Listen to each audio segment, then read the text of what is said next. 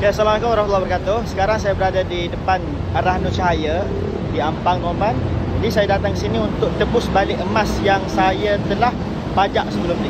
Jadi cash dah ada. Jadi nak bayar jumlah yang kita pinjam bersama dengan kos upah dan dapat baliklah emas 1 dinar yang saya pajak ataupun arah nurkan sebelum ini. Jom tuan-tuan, saya tunjuk step by step. Jadi pastikan tuan-tuan bawa duit cash. Kalau nak transfer pun boleh, bergantung kepada arah nur yang tuan-tuan berurusan lah. Okay, masuk dulu.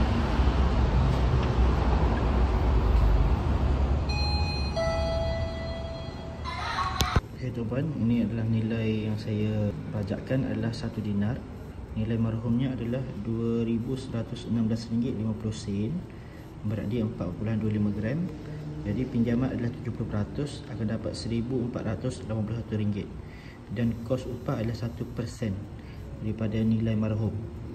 Jadi 1% kos upah untuk sebulan adalah RM21.15. Okey, ini adalah bahagian dalam Arah Nur Cahaya di Ampang. Apabila nombor anda telah dipanggil, terus pergi ke kaunter dan serahkan surat pajak beserta dengan cash yang tuan-puan telah bawa tadi. Nanti pegawai akan kira berapa jumlah yang tuan-puan perlu bayar dan tuan-puan serah sahaja duit kepada dia dan dia akan kira duit tersebut. Selepas dia kira, dia akan pergi ambil emas kepada tuan-puan. Lepas bagi duit, nanti dia akan ambilkan barang, ambilkan emas yang telah dipajak tadi. Selepas serahan duit dan juga surat pajak tadi, nanti staf akan pergi ke bahagian belakang dan dia akan ambil emas yang kita pajak beserta dengan balance kepada kita. Terima kasih. Tak ada antara tanya apa-apa? Tak ada. Terima kasih. Okey. Assalamualaikum.